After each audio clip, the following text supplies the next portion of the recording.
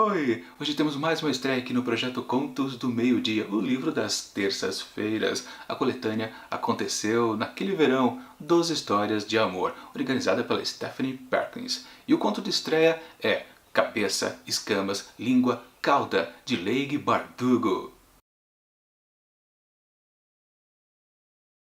Pois é, faz um tempão que eu não visito essas histórias leves e descompromissadas, feitas na medida para o público jovem adulto. Na outra ocasião foi quando eu fiz vídeo-resenhas para essa coletânea aqui, ó. O Presente do Meu Grande Amor, 12 histórias de Natal, também organizada pela Stephanie Perkins. Aliás, é uma série de livros, começou aqui com essas histórias natalinas e continuou com essas histórias de verão com um livro que estreia hoje no projeto Contos do Meio-Dia. Deve existir, acho, outros livros também nessa balada, mas claro, ainda não foram lançados aqui no Brasil. Eu nem fui pesquisar, mas deve ter com certeza. Enfim, o que eu quero deixar aqui é um link acima para vocês poderem conferir todas as resenhas que eu fiz a respeito dessas primeiras histórias desse tipo de coletânea para jovens adultos. Mas chega de enrolação e vamos à estreia de hoje. Ela sabia que não era a primeira pessoa a afirmar que viu alguma coisa nas águas de Little Spindle. Havia vários relatos dos anos 1960 e 1970, mas sua mãe alegava que era só porque estavam todos drogados. O conselho da cidade até tentara transformar os boatos em atração turística, criando a alcunha de Little Idigi Pidigi, o monstrinho de Little Spindle, e pintando uma serpente marinha muito amigável de olhos esbugalhados na placa do Bem-vindo a Little Spindle. Não convenceu ninguém, mas ainda dava para divisar os contornos da figura na placa. E alguns invernos atrás, alguém grafitava um follow gigante no bicho, durante os 3 dias que o conselho da cidade levou para reparar aquela obra de arte e contratar alguém para repintar a placa, o Itty Pitty, do letreiro para estar tentando fazer sexo com o E no fim de Little Spindle.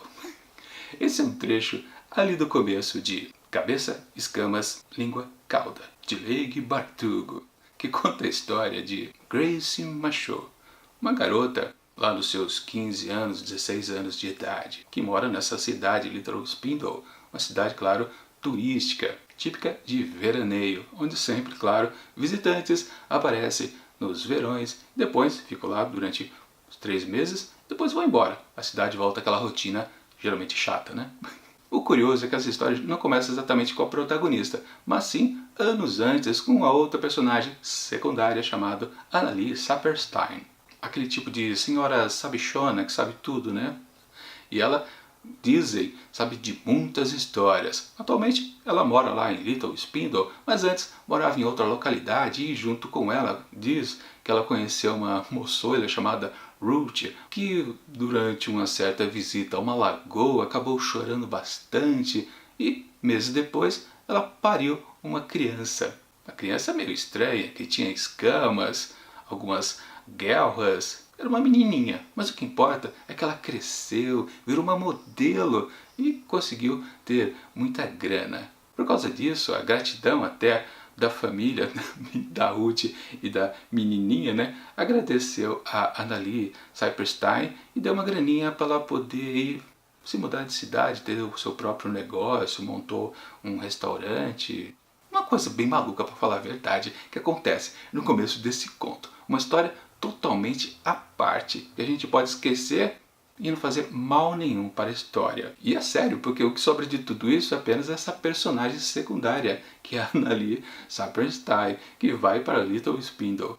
Mas, enfim, ela é tipo uma espécie de conselheira da sim protagonista, que por sua vez também tem uma experiência lá na lagoa da cidade, e ela pensa também ter visto um monstrinho marinho pulando ali na água, tipo ela viu a cauda, mais ou menos isso. Ela fica curiosa e daí passa a fazer uma investigação, tentar descobrir o que é isso.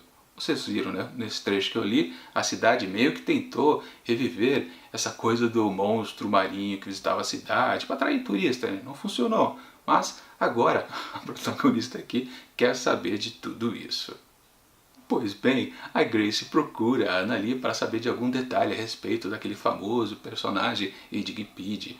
Então ela acaba indicando, procura um outro garoto que vive por aí, talvez ele saiba alguma coisa. O tal do Eli Cuddy.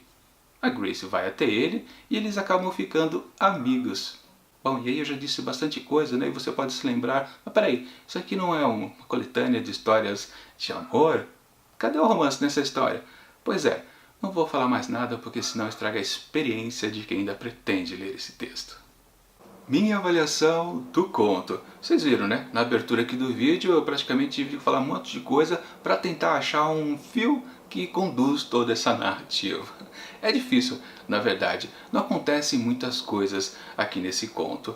E o curioso é que às vezes o conto parece uma coisa, parece outra. Por exemplo, se a gente não se lembra que trata-se de uma coletânea de histórias de amor que se passam no verão, você pode ficar se perguntando: que história está sendo contada aqui nesse texto da Leigh Bardugo? Porque no começo parece uma história de fantasia, justamente pela aparição desses seres fantásticos. Lembram, lá no começo tinha aquele personagem, a Rudy, que tinha uma filha que tinha escamas. Só que depois, rapidamente, ela já é esquecida, ainda no primeiro capítulo. E passamos a conhecer essa outra garota, a Grace, que também vê um certo monstrinho numa outra lagoa. Cidades completamente diferentes. Daí o texto começa a ficar meio misterioso, porque ela começa a fazer uma certa investigação para tentar descobrir. E aí a história estanca para a parte meio fantasiosa, para a parte misteriosa, e começa apenas uma relação entre essas dois garotos, esses dois adolescentes, a Grace e o Eli. E fica nisso, uma história de amizade. E passa a página, e você fica se perguntando: cadê o enlace amoroso entre os dois? Claro que você pode pensar: ah tá, é aquela situação amorosa onde as pessoas se gostam, mas são apenas amigas. Demora para eles perceberem que um gosta do outro. É o caso aqui? No fundo não dá para negar, isso fica até óbvio depois de um certo tempo, mas a história vai enrolando, há uma grande barriga aqui nesse conto da Bardugo. Aliás, eu já tinha até reparado nisso nessa série que a Stephanie Perkins organiza. Primeiro lá naquela coletânea de histórias natalinas, e agora, pelo jeito, isso vai continuar, porque logo no primeiro texto já dá para perceber essa característica. São histórias realmente longas, realmente em torno de 30 páginas, sempre tem uma barriga nesses contos.